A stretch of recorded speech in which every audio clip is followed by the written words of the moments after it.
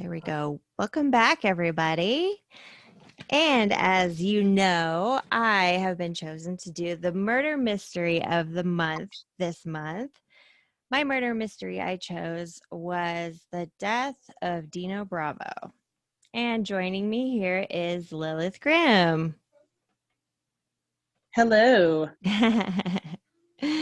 We are going to go through the life and the death of Dino Bravo, kind of shoot some ideas out there of what we think may have happened to him the night of March 10th, 1993, when his wife and his young daughter found him shot to death in their home.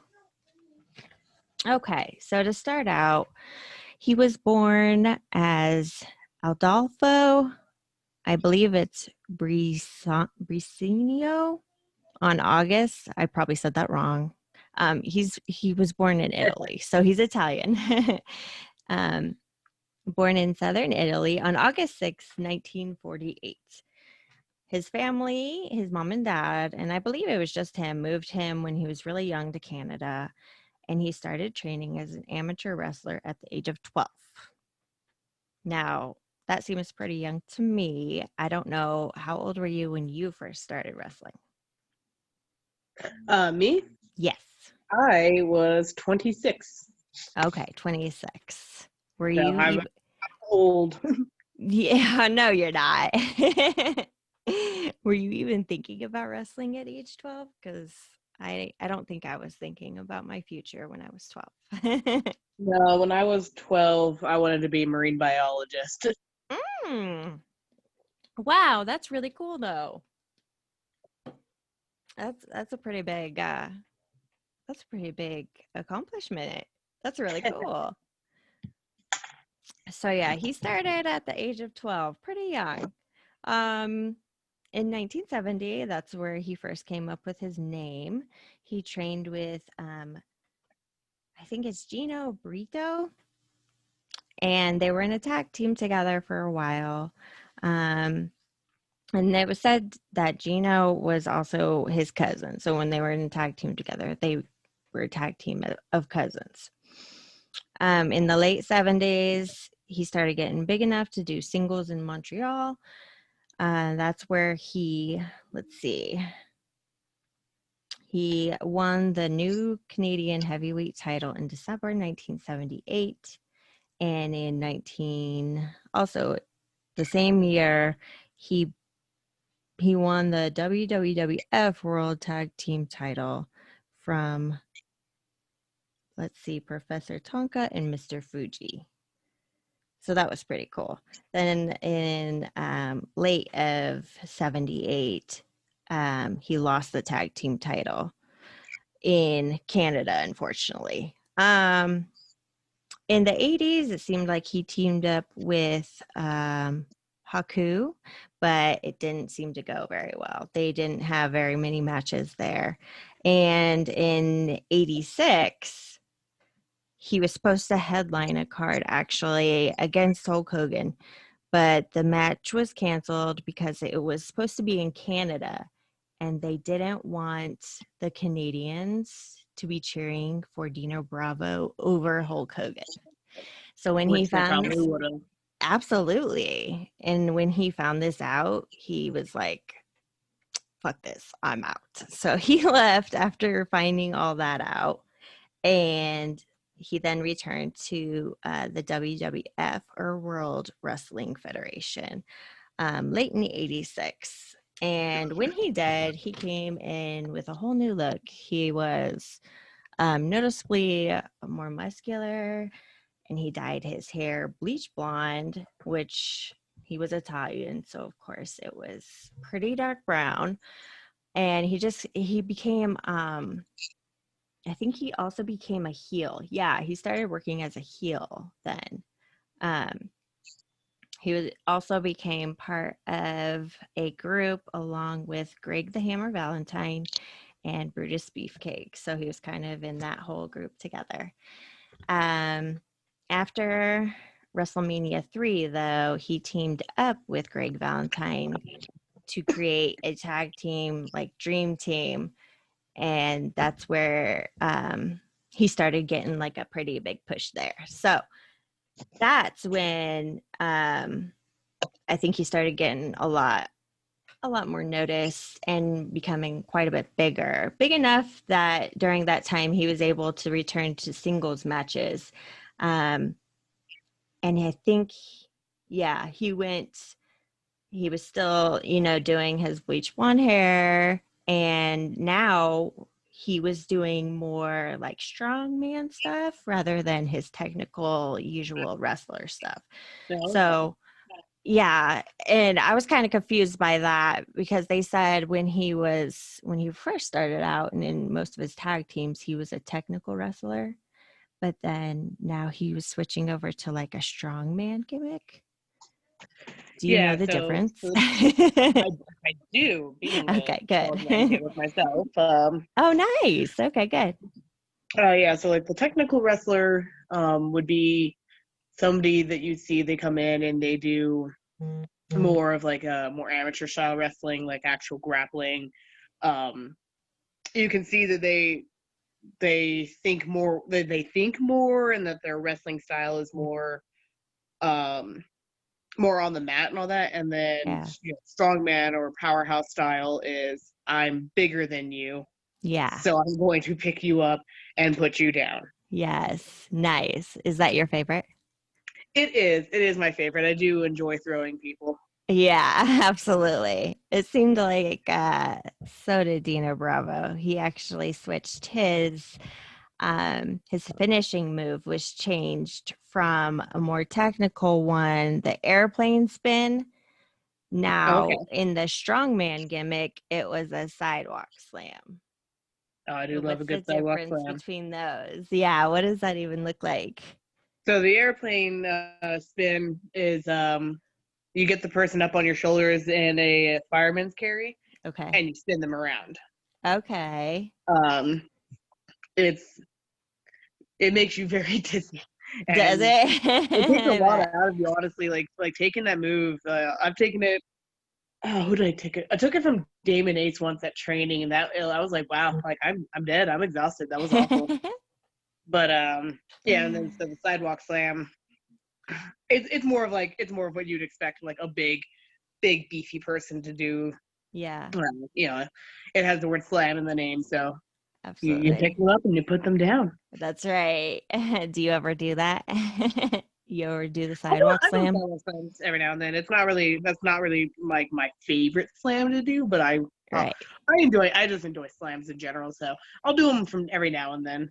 Nice, nice. Yeah, they always seem to get a good pop. I think they look great. So so yeah, so he changed from more technical like you were saying to now more of like a strongman gimmick. He seemed to be very good at it. He of course was still doing his heel move. Are you a heel as well? Um, yes, I Yes. do. I like to play outside the rules every now and then. Nice. Okay. I like that answer. So during this time when he was doing his strongman gimmick, he was let me see. So in 1988, at that Royal Rumble of that year, he did something that kind of proved his transformation into his strongman gimmick. He was attempting to bench press 715 pounds, and that would have set the world record at that time. And he was kind of setting it up himself, I guess, on at the world or at the Royal Rumble, and Jesse Ventura was kind of like helping him, but he was said to have gotten it and set the world record. So after he did that, he called himself. Let me see. I want to get it right. He called himself, I believe it was the strongest man in the world at that time. Yeah, he was coined the strongest man in the world for bench pressing that much. I Um, mean, that's an impressive bench. I mean, yeah. I, I can't bench. My bench is awful. But my deadlift is the heaviest I've deadlifted is 300. That's impressive. But my bench is like 140. Well, it's extremely hard. I think the deadlift is probably more hard than the bench press, especially if you don't have somebody. I just think it's harder to get it up but you get to use your whole body. You're right. When you're bench pressing, it's just kind of all that upper strength. Yeah, it's like I'm 210 pounds, and I'd say the majority of that weight's in my legs. Yeah, that's awesome. That is awesome. So after that, he just started, pretty much taking off in WWF. Let's see. He had a few more matches that were pretty memorable. He won a couple. I'd say he probably lost more than he won. But after that, in August of 91, he changed back over to being a face. He didn't bleach his hair anymore, and he wasn't with Jimmy Hart or Greg Valentine or Bruce Beefcake, which had left previously before that. He also started wrestling back in Canada, doing more house shows. So that sounded to me like maybe he got sick of to me, it just kind of sounded like he was maybe being forced to play this role that maybe wasn't so much him. I think he liked the strongman gimmick, but he started out doing technical wrestling and not dyeing his hair and not having to be, this specific person. So now that he did that, he switched back to being a face. He kind of was doing singles on his own back in Canada, doing house shows, didn't bleach his hair anymore. Sounds like he kind of wanted to go back to like his old ways, I guess.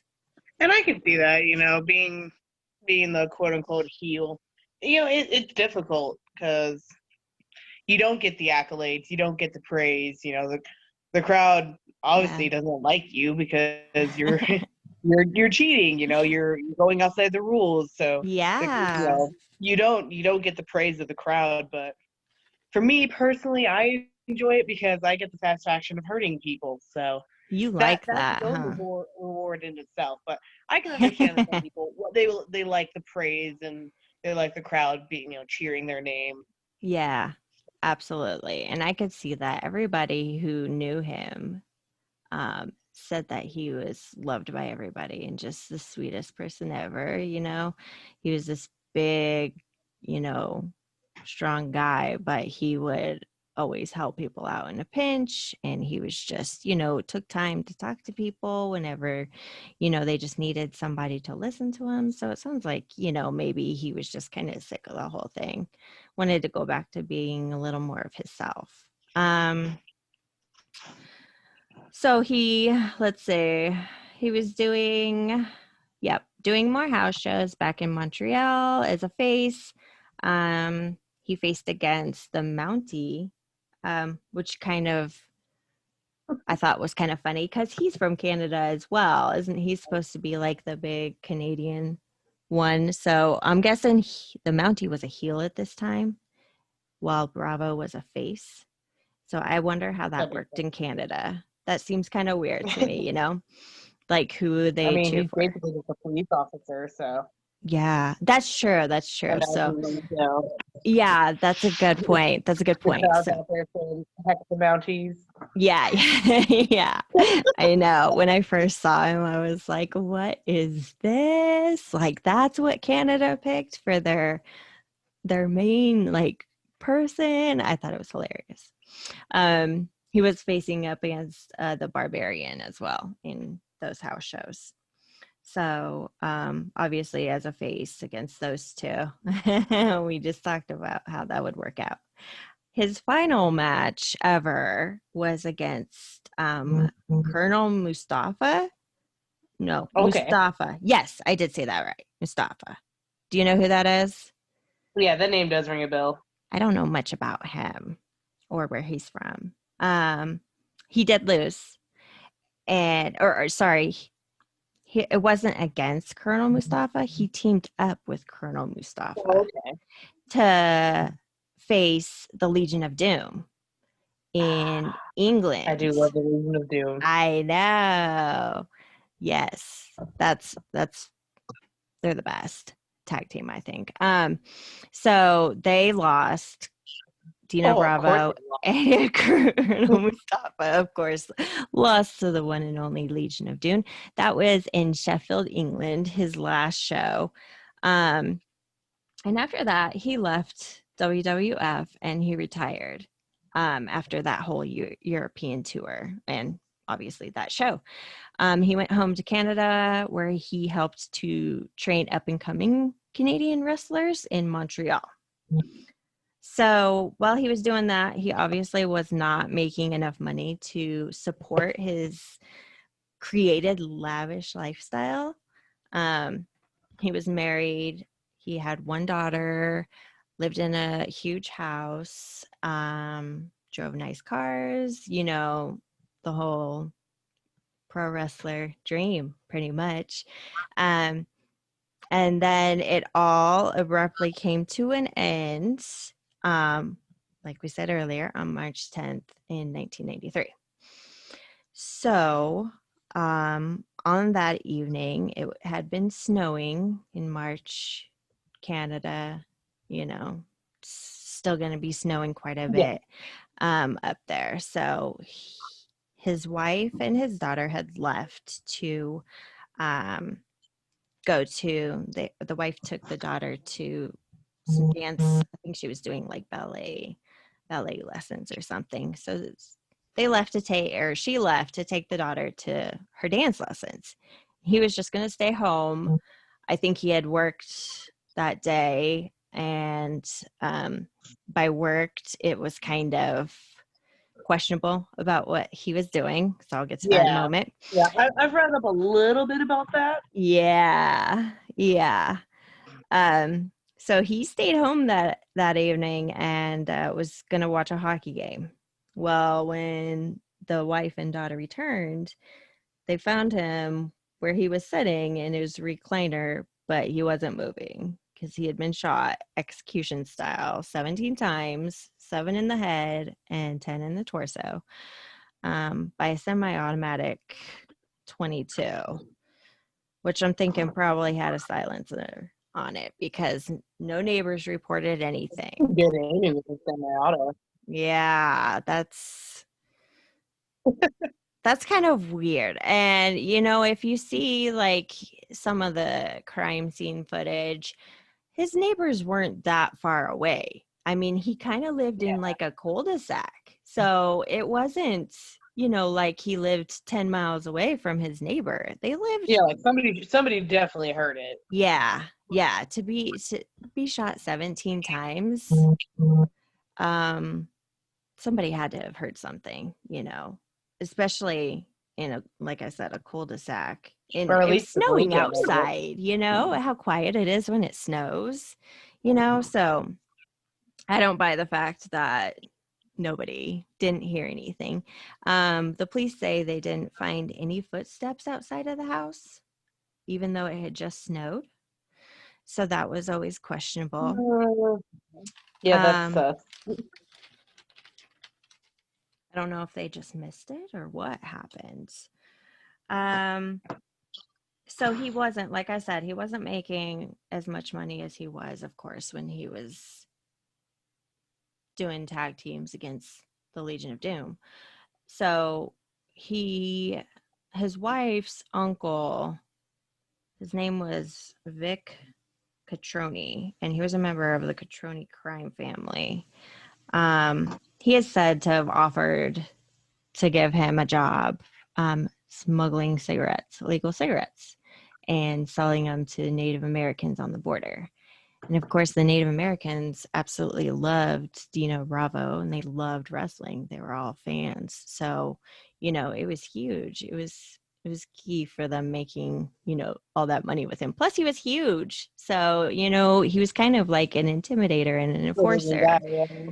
Yeah. So I think I think to make extra money and stay up on their lifestyle, he was kind of forced to do that.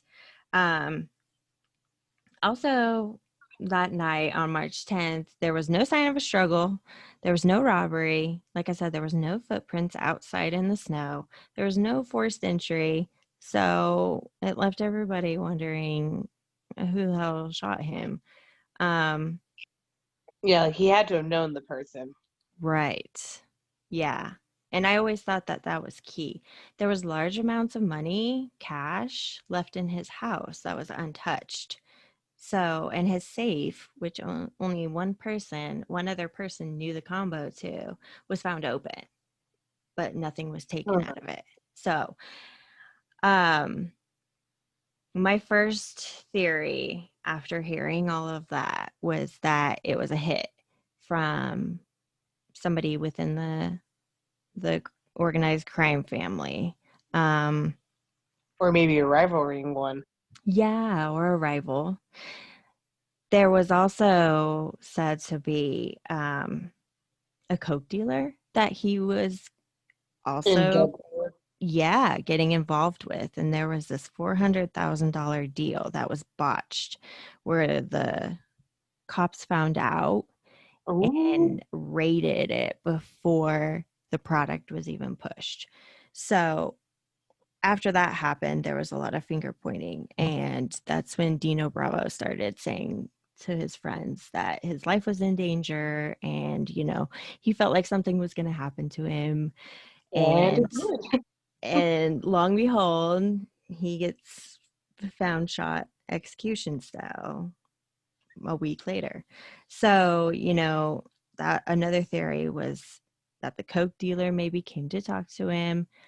He let him in the house and, you know, he gets up and walks behind him and just shoots him to prove a point. And nobody's going to steal his money or steal his product or set him up. Um, Yeah. and then my third theory was that it was his uncle or his wife's uncle, that maybe within the crime family, the the boss of that crime family, I think, told him, hey, your nephew's got too much heat on him, with this coke deal gone wrong. It's either he goes or you go. Another thing I thought was really interesting was the fact that he was shot and killed when his wife and daughter were out of the house. Yeah, Um, so they probably cased it and waited for that. yeah, I thought that was key. Nobody seems to like hit much on that when they talk about it. And I don't think his wife had anything to do with it, but I mean, you never I mean, know. if it was her, he would definitely want her to not be there. Exactly. Like the coke Exactly. dealer wouldn't have cared. No, I don't think so. I think he He would would have. have just jumped in too. Yeah. Yeah, and I don't think he would have went over there to talk. I think he would have, shot him in his driveway or, the next time he saw him. Like you said, I don't think he would have cared whether his family was home or not. He wanted his money or his drugs and he was going to get.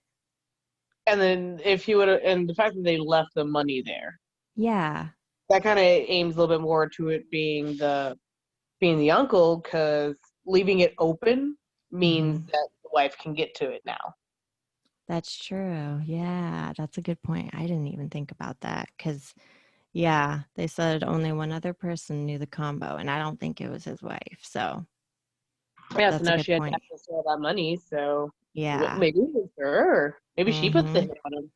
See, that's another thing and nobody talks about that because she was actually in the dark side of the ring and talking about, how it was this big tragedy on their family and this and that and the other, but at the same time it's like, did anyone stop and look at her? No, I'm not Wonder saying if she it was did it, her. but Yeah. yeah, because I I think mean, out of everybody, it seems like she would benefit the most. she would benefit the most. And, her uncle could go about his business without any heat, I guess, anymore. You know, if he was drawing heat and attention and cops were showing up, then problem solved, said and done. Yeah, especially if it was done execution style, like that shows intent. Like that was the purpose of that interaction. Mm-hmm. And so I don't think it was like I don't think the coke dealer would have done it because I mean they may have done it the execution style, but they would have taken the money too. Exactly. Yeah. Also, why would he be? What I don't think he would have let them into his home where his Right. family lived. Yeah. Or even let him know where he lives. Yeah, Yeah. just on the off chance that his wife and kid came home early. Mm-hmm. There's guys in there because it sounds like he wasn't that much of a scuzzball, so I don't think he put his family at Right. risk like that. So I think the coke dealer's out. I think so too. So that theory probably is pretty much gone. So then it's probably, or another theory, I thought it could have just been a random friend that had absolutely nothing to do with it. That's true. Maybe he was more of a dick than he let on. That's, yeah, yeah, it could have been, and it could have been, that his friend came over and, something happened in the past that they didn't agree on. I mean, you never know. And lo and behold, he just gets pissed and, gets up and shoots him execution style. But 17 times. 17 times. Yeah. Yeah. With nobody to say anything. And I think And like for, that goodbye, it's just it's the space being left open. That's the key that's really getting me. That's the part that I'm focusing on. yeah. Yeah. Yeah. That's a big part, Because if he's involved with the mafia and drugs and all that, there had to have been a lot of money in that safe. Exactly. Or anywhere in his home, and they didn't take any of it. So that showed that they didn't want it, but they wanted him dead. They just wanted to prove a lesson. Yeah. Yeah. So that's my favorite theory. I really think that the uncle had something to do with it. And I think he didn't want his niece to be involved and her daughter. So I think he kind of planned it like, hey, I'll just take care of this issue when they're out and about one of these nights this week, catch him when he's off Yeah. guard, go over and talk to him, watch a hockey game with him, and take care of it. Boom bam. Boom, bam. Yeah, Yeah. that's my favorite theory. I think it was the uncle. Yeah, I think so too. But it still remains unsolved. I don't think anybody ever was even arrested for it. So, kind of a sad tragedy. Yeah, that is really sad. At least have a suspect. Yeah. Yeah. And I don't know if the police were maybe afraid to dig too deep into it, with the whole mafia connection. I could Um, see that. yeah, I could too. I could see that being why the neighbors didn't say anything as well. Because they probably knew. Yeah, because they probably had an idea, this guy that keeps showing up every other weekend could look like he's dangerous. Not wanting to Big say scary anything. guy. Bigger, Yeah. scarier guys with guns. Yeah, showing up at your neighbor's house. Yeah. It's So, like, oh, well, you know what? That's a typical weekend over there. yeah. But this time, we're just not going to say anything. Pretend like we didn't hear anything. So that is my murder mystery story of Dino Bravo, pro Woo! wrestler and organized crime member, And cigarette organized crime. smuggler. Yes. So, how'd you enjoy it? Cigarette smuggling. Did you Oh, enjoy this it? was fun. I enjoyed it. Yeah? Good. Oh, Because I want to do I another love them. story.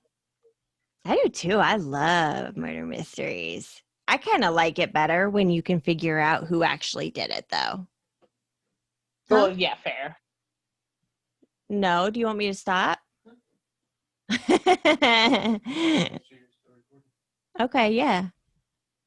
That was Ed. Wondering if I was still recording. I've probably gone over my time limit, huh?